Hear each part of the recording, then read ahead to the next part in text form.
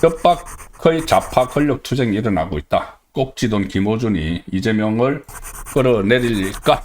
입니다. 자, 계속 이재명이 집권을 하고 나서 대한민국의 정체성을 막 바꾸고 기업을 옥죄는 법안들을 통과시키고 여러 가지 좀 본인의 또 사법 리스크에서 벗어나기 위해서 완전히 사법부를 망가뜨리는 그런 법안, 뭐 그제도 그렇게 했고, 그리고 어쨌든 법 질서를 무너뜨리고 있는 그 상황이죠. 그래서 이것을 이제 막고 이재명의 재판도 다시 속행을 하고 해야 되는 아주 갈 길이 멀다 이런 생각을 계속 하고 있었는데, 그러니까 국민의힘이 제대로 전열을 정별해서 지방선거도 이기고 그렇게 갈 길이 멀다고 생각을 하고 있었는데, 좌파 안에서 이재명 정권 초단기에 좌파 안에서 대분열이 일어나고 있는 상황입니다.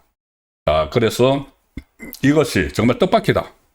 어떻게 보면은 나라가 더 망가지지 않도록 하는 그런 계기가 될 수도 있다. 이런 생각을 저는 합니다. 저는 이게 지금 심상치 않다고 계속 보고 있기 때문에 과거 이 정치권을 취재해본 경험으로 지금 집권한 지 한 7, 8개월 정도 됐나요? 한 7개월 정도, 8개월 정도 됐는데 이런 일이 일어나는 건 사실은 초유입니다. 자, 그래서 그리고 워낙 이재명 정권이 굉장히 허술하죠. 약점이 많죠. 불안하죠. 5개의 시한폭탄, 5개 재판을 주렁주렁 달고 있고 또 수사 대상이 될 것도 상당히 많습니다. 그래서 그것을 우파에서 계속 이제 공격을 하고 있었는데, 이게 지금은 헤게모니 다툼이지만은 좌파 진영 안에서 김어준 정청래 세력하고 이재명의 헤게모니 다툼이지만, 이게 나중에는 이재명의 사법 리스크를 좌파에서 바로 건들 수 있는, 자, 그렇게까지도 저는 발전 가능하다고 봅니다. 지금 어제 오늘 일어난 상황도 상당히 만만치 않습니다. 일단 크게 세 갈래로 이렇게 전선이 최근에 형성됐죠. 그리고 최근에 형성됐는데 제대로 마무리 안 되고 지금 설 연휴에 들어갑니다. 설 연휴에 들어갔는데 설 연휴 동안 이게 또 부글부글 하다가 설 연휴 끝나면 다시 대충돌이 일으킬 수 있는데, 아시다시피 세 갈래는 하나는 합당이죠. 그 정청래가 이재명을 패싱하고 조국하고 이렇게 합당을 하라고 했고, 그 뒤에 그 기획, 그것의 배후에 김어준이 있다. 이거 뭐 거의 다 기정사실화 된 겁니다. 김어준 방송에서 아예 그냥 그 합당에 반대하던 사람들을 막 몰아치고 하니까는. 그래서 근데 이것이 결국은 이재명 쪽에서는 반란이라는 표현을 썼죠. 반란. 그러니까 이재명은 패싱해 버렸으니까는 당권을 계속 그 정청래가 8월달 전당대회에서까지 당권을 지기 위해서 이거 합당을 추진을 한 거니까, 이재명 쪽에서는 당권을 뺏기는 거죠. 정청래가 다시 당권을 가져가면은 이재명은 당권을 뺏기는 거죠.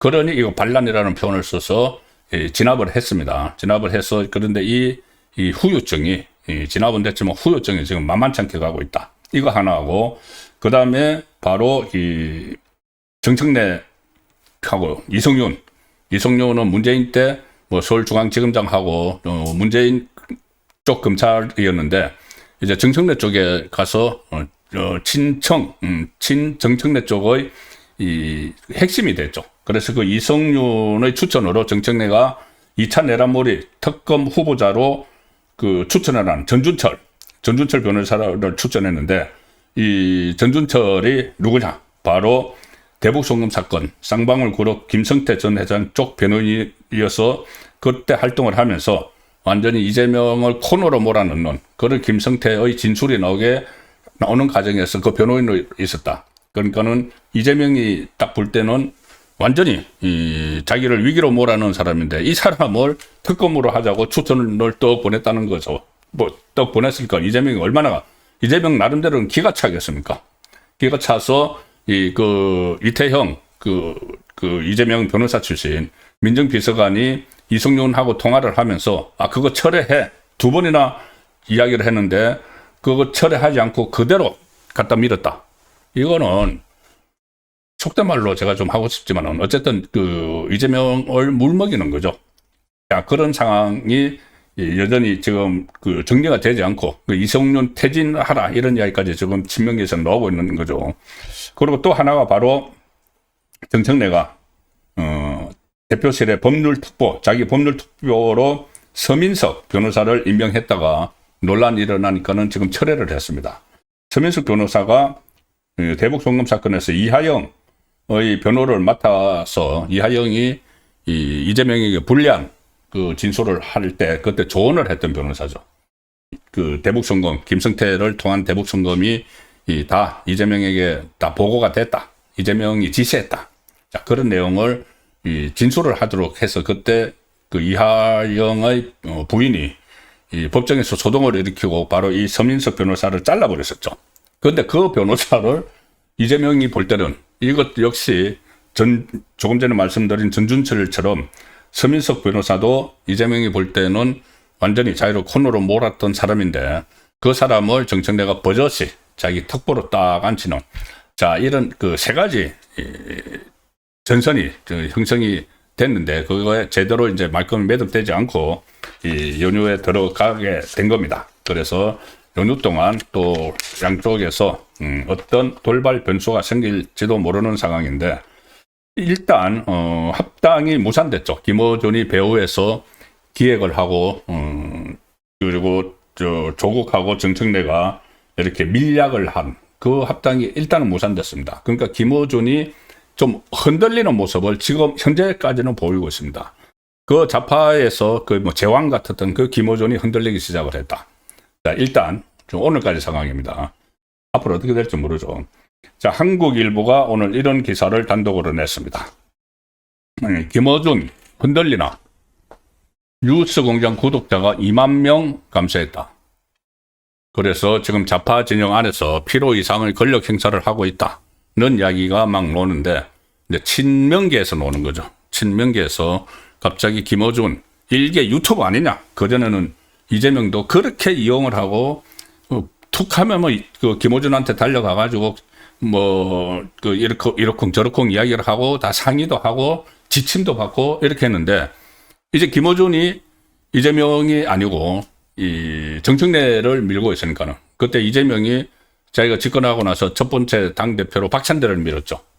자기 코털 박찬대를 밀었는데 정청래가 딱 반대편에 있는 김어준이 정청래를 밀면서 그때부터 완전히 틀어져 버린 겁니다. 그리고 이번에 이 합당, 이재명을 패싱한 합당 추진 과정, 또 전준철과 관련한 그 사안에서도 김어준이 이재명과 완전히 대치를 하는, 자, 그런 모습을 보이고 있었기 때문에 김어준이 좀 흔들리는 것 같은 지금 초반 상황입니다. 좌파 그 전쟁에서 막후 기획설이 불거졌던 합당 추진 과정에서 김어준의 유튜브 채널 구독자가 최근 감소했다. 최근 1년 동안 뉴스공장의 구독자 수 감소가 확인된 건 이번이 처음이고, 그리고 뭐 저도 유튜브 하지만은 구독자 수가 가끔 이렇게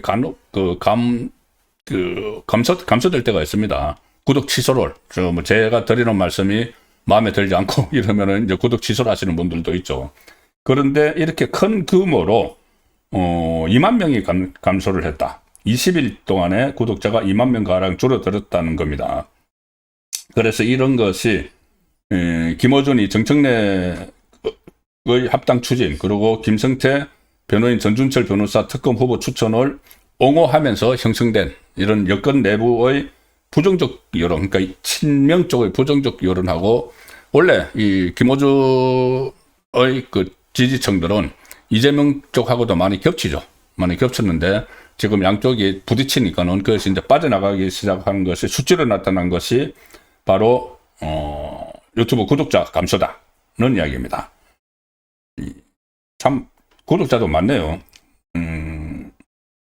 김어준의 겸손은 힘들다 뉴스공장 구독자 수는 정청래가 민주당과 그 조국당의 합당을 전격 제안한 지난달 22일에 231만 명이었는데 오늘 현재 229만 명으로 감소를 해서 20일 남짓 기간에 구독자가 2만 명가량 줄었다.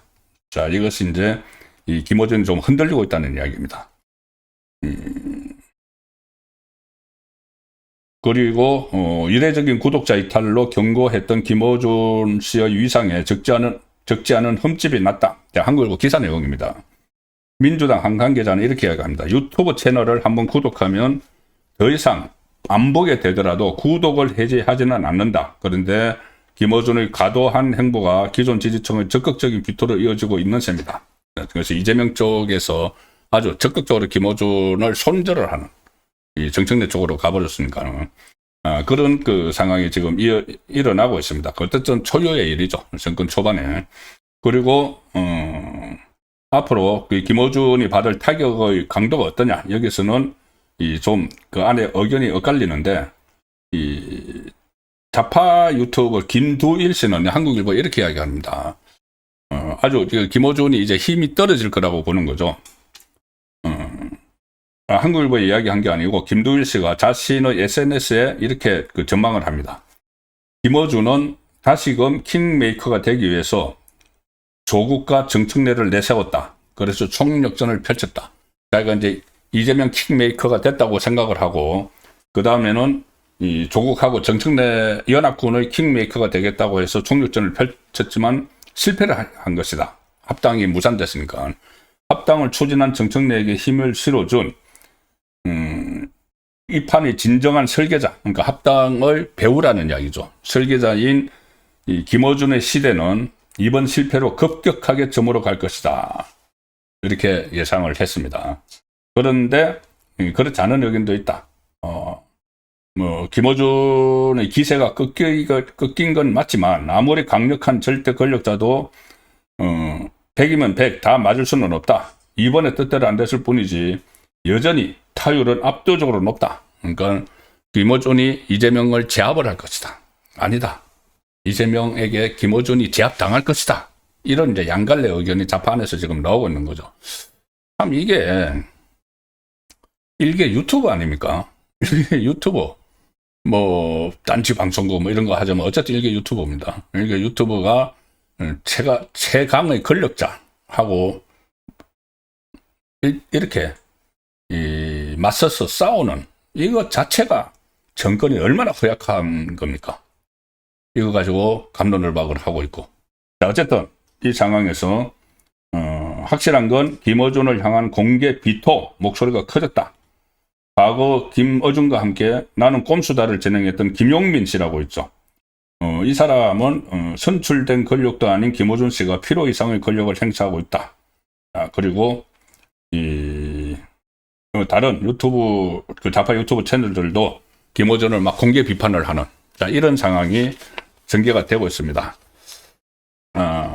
이런 와중에 김어준이 그러니까 이재명이 김어준과의 관계가 좋을 때 지금 기억나실 겁니다. 그때 용산 대통령실에 김어준 TV를 출입을 시켰죠. 이게 무슨 언론이라고 그 가짜 뉴스를 양산하는 그게 언론이라고. 그러니까 그 직업으로 말하면 청와대 출입 기자에 등록을 시켜줬습니다. 청와대 등록을 시켜줬는데 그때 좌파 한 두세 개가 그때 그 등록이 됐죠. 그런데 그래서 위상을 막 높여줬습니다. 이재명이 그때 김어준 TV를. 그런데 오늘 공교롭게 김어준에 맞설만한 좌파 유튜브 채널들을 네 군데를 이 신규 출입 청와대 신규 출입 뉴미디어 풀에 집어넣었다는 것을 청와대가 홈페이지를 통해서 공고를 했습니다. 그동안은 이 김어준하고 또 다른 한두 개 정도 이렇게 해서 저기 본인들의 스피커 역할을 이제 하는 그 좌파 유튜버를 출입 기자로 등록을 해줬는데 오늘 다시 새로 4개, 이거 다 좌파입니다.